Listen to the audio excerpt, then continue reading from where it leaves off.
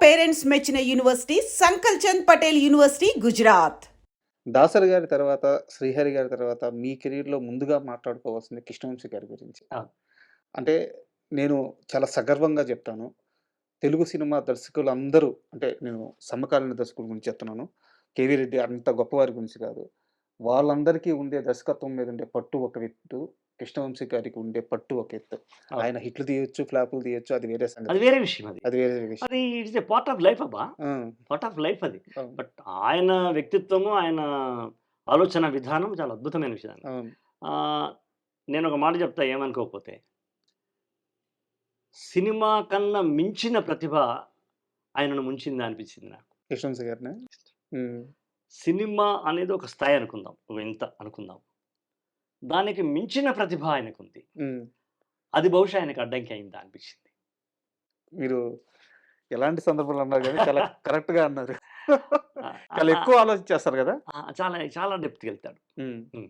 మా ఇద్దరి మధ్యన యుద్ధమే జరుగుతది పాట రాసినప్పుడు. హ్మ్. హ్మ్. అంటే అంత బ్రాడ్‌గా ఆకాశమంత ఎత్తెదిగి అలా ఆవరించుకొని చూస్తాడు 3 గంటల సినిమాని. హ్మ్. ఆహ్, ఆ వీక్షణం చాలా అద్భుతమైనటువంటి వీక్షణం అనమాట. కనుక నేననుకుంటాను అనమాట. ఈ క్రియేటివ్ కమర్షియల్ అనేది సత్యమైంది. మంచి యాప్ట్ ఆయనకు పేరొచ్చింది. అయితే ఆయన అత్యంత తీక్షణంగా చూడడం అనేది కూడా ఆయనకేమన్నా ఇబ్బంది కలిగించిన సన్నివేశాలు ఎదురైనాయేమో అనిపిస్తది. లేకపోతే ఆయన ఎక్కడో ఉండాల్సినటువంటి డైరెక్టర్ ఆయన. సో, 'నిన్నే పెళ్లాడతా'లో మీరు రాసిన పాటేనా సార్? అది ఆయన మొదటి పాట అది. అంటే దాసరి గారికి పాటలు రాస్తున్న నేపథ్యంలో, నారాయణమూర్తి గారికి రాస్తున్న నేపథ్యంలో, నన్ను కమర్షియల్ వైపు లాగి హ్మ్. "ఏయ్! ఇది కూడా రాయి" హ్మ్. అని చెప్పి రాయించింది 'నిన్నే పెళ్లాడతా'లో అట్ల తద్ది పాట. చిక్ చిక్ తార్ తార్ తార్ నా మొగుడు రాంప్యారి పాను వేసి ఫ్యాన్ ఏమంటాడే సెల్లే ఇట్లాంటి పాట అబ్బా! రాయించిందంటే నా జోనర్ ఏం జోనర్ అది? నేను ఎక్కడి నుంచి వచ్చినాను నేను? హ్మ్. అన్నా రామబాణం లాంటి నన్ను రాంప్యారి దాకా తీసుకొచ్చినారాయన. అంటే ఈ సినిమాకి అది అవసరమని నాకు నేర్పించినారాయన. సార్. ఆ! ఇవి రాయాలి. లేకపోతే నీకు ఏడాదికోటే సినిమా వస్తది అని. 'మోహన్ బాబు' కావచ్చు, లేదా 'కృష్ణవంశీ' కావచ్చు. ఇదే మాట అనేవాళ్ళు. హ్మ్. నువ్వనుకున్న గురువుగారి జోనర్‌లో ఉంటే నీకు ఏడాదికి ఒకటే సినిమా వస్తది. మళ్ళీ ఎళ్ళిపోయి స్కూల్‌లో పని చేసుకోవాలి. అన్నీ రాయి. నువ్వు రాయగలవు కదా! నీ దగ్గర అది ఉంది. నేను రాపిస్తా చూడండి. రాపిస్తా వంశీ. నేను రాపిస్తా చూడు నీకెందుకు? ఇది సంగతి. అక్కడ అబ్బాయిలు లేరు. అమ్మాయిలు మాట్లాడుకుంటున్నారు. అక్కడ సెన్సార్ లేదు. ఏం మాట్లాడతారు అమ్మాయిలు? హ్మ్. ఆంటీలు ఏం మాట్లాడతారు? పిల్లేం మాట్లాడుతది? పెద్ద వయసు వాళ్ళు ఏం మాట్లాడతారు? ఓపెన్‌గా మాట్లాడుకోవాలా. అక్కడి నుంచి వెళ్ళు అన్నాడన్నమాట. హ్మ్. అక్కడి నుంచి వెళ్ళాం. దొరికేసింది. కాలేజీకెళ్తుంటే వెళ్తుంటే కొంగు కాలరెత్తి కన్ను పెడతాడే ఒకడు. అత్తర్లు, పౌడర్లు పూసుకొని రాసుకెళ్తాడే. టేపుతో కొలతలంటడే. టైలరింగోడు. టేపుతో కొలతలంటడే. చేతులు తేరగా పిసుకుతుంటడే గాజుల ఇవన్నీ నేను చూసిన దృశ్యాలు నేను అనుకున్నా. మగాడి బుద్ధి. అదన్నమాట. అంతే. ఎక్కడైనా అందులో ఒక గొప్ప సైకాలజీ అంటే లాస్ట్‌కి ఏదైనా పంచ్‌లాగా ఉంటే బావుంటదన్నాడు కృష్ణవంశీ. ఆ! నేనేమన్నానంటే, అమ్మాయితోని అనిపించా. ఇవన్నీ మాకు లోపల లోపల సరదానే. అది అది చేయకుంటేనే మేము బాధపడతాము అని ఒక అమ్మాయిల సైకాలజీని కూడా నేను ఆ టీనేజ్ గర్ల్ యొక్క లోపలి హృదయాన్ని కూడా మనం చరణంలో పెట్టడం. అది బ్లాస్ట్ అయిపోయింది.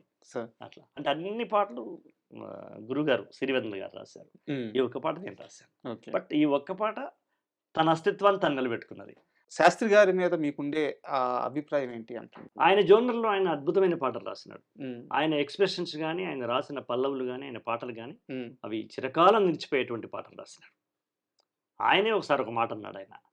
"నా పాటను నువ్వు కష్టపడితే రాయగలవు. హ్మ్. నీ పాటను నేను కష్టపడ్డా రాయలేను" అన్నాడు. అది ఆయన నాకిచ్చిన సర్టిఫికేట్ అది. హ్మ్. కాబట్టి ఆయన పట్ల నాకెప్పుడు గౌరవనీయ స్థానం ఉంది. సార్.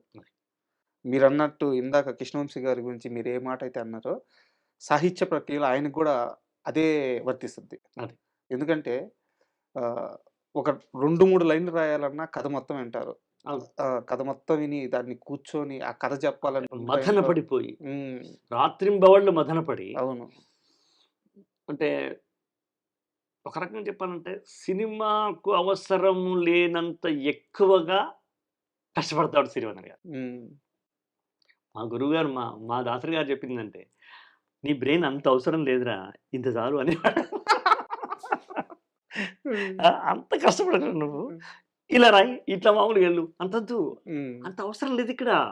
మనం వెళ్ళింది మామూలు ప్రేక్షకులు అర్థం చేసుకోవడానికి. అందులో చిన్న డెప్త్ ఉంటే సరిపోద్ది. ఓ పెద్ద ఇప్పుడు కాళిదాసు శ్లోకాలన్నీ పట్టి పట్టడంతో పని లేదని మా స్కూల్ అట్లా ఉండేదనమాట. మా స్కూల్ అయినా సరే రాఘవేంద్రరావు గారి స్కూలే. కానీ తనకు తానుగానే సిరివెన్నెల గారు ఒక బాధ్యతగా భావించినారు. కరెక్ట్. సినిమా పాటని ఒక కావ్య స్థాయిలో తీసుకెళ్ళిపోవాలి. ఈరోజు ఈ వేళలో నువ్వు ఏం చేస్తూ ఉంటావో అనుకుంటూ ఉంటాను ప్రతి నిమిషము నేను. హౌ బ్యూటిఫుల్ అది. అలా ఆ ఎక్స్‌ప్రెషను అంటే మాట్లాడుకునే మాటల్ని పాటలుగా పేర్చినటువంటి ఒక కొత్త మలుపు తీసుకొచ్చినవాడు సిరివెన్నెల గారు. మోహన్ బాబు గారి ప్రస్తావన సార్. మీరు యాక్చువల్‌గా నేను అడగాలనుకున్నాను. మీరే చెప్పేశారు. బయట మోహన్ బాబు గారి గురించి ఇప్పుడున్న అంటే ఇప్పుడే కాదు గత ఎప్పుడూ కొన్ని ఉంది. సంవత్సరాలుగా ఆయన మీద ఒక నెగెటివ్ క్యాంపెయిన్ అయితే నడుస్తూనే ఉంది. ఎప్పుడు నడుస్తుంది. బట్ మీలాంటి పెద్దలు గాని, వారి సమకాలీకులు గాని, ఆయన్ని కలిసిన వ్యక్తులు గాని, ఆయనతో కలిసి ప్రయాణించిన మనుషులు గాని, ఆయన గొప్ప వ్యక్తిత్వం గురించి చెప్తూ ఉంటారు. అవును. మీ కెరీర్‌లో దగ్గరుండి తీసుకెళ్ళి మీ చేత కలెక్టర్ గారా? ఏ సినిమాకో కలెక్టర్ గారు. కలెక్టర్ గారు. కలెక్టర్. ఆ! నువ్వు ఈ పాటలు కూడా రాయాలి, రాయాలి. ఇండస్ట్రీలో సర్వైవ్ ఆ! అవ్వాలంటే ఆ! రాపిచ్చిన వ్యక్తి. బెదిరించి రాయించినవాడు. ఒక బెదిరించారా? రకంగా. ఏమది? హలో ఏం సుధాల్ మిస్టర్ తేజ్. సార్ నమస్కారం. ఫస్ట్ పని అది. లైఫ్‌లో ఫస్ట్ పని. ఎక్కడున్నావు? పలానా దగ్గర ఉన్నా. నువ్వు మా గురువుగారి పాటలు రాస్తే ఇంటికెళ్ళిపోయి గుడ్డు పెట్టుకోవాల్సి ఉంటుంది. హ్మ్. కాదు. ఫుడ్ పెట్టాలి ఇక్కడ. నా పాటలు రాయి. నీకు ప్రతి నెలకు పాటలుంటాయి. హ్మ్. అంటే సార్ మీరు అవకాశం ఇచ్చి చూడండి సార్ రాస్తాను.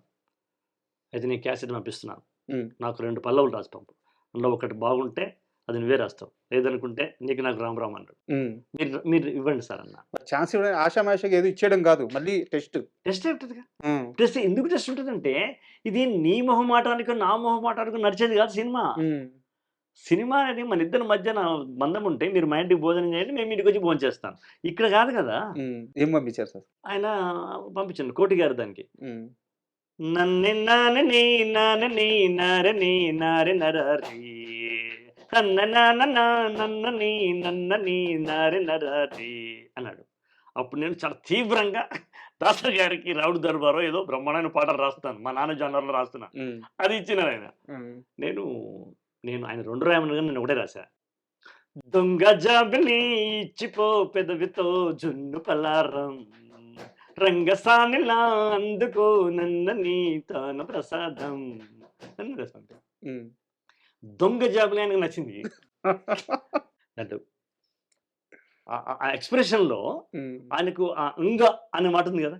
దొంగ జాబిలి రంగసానిలా ఆ 'అంగ' అంటే బిందుపూర్వక 'గ' అంటాం మేము. హ్మ్. 'ఇంగ' అనే పాట. ఆ బిందుపూర్వక 'గ'ను నేను ప్లే చేశాను. కారణం నేను అంతకు పూర్వము నేను చదువుకున్న జ్ఞానం.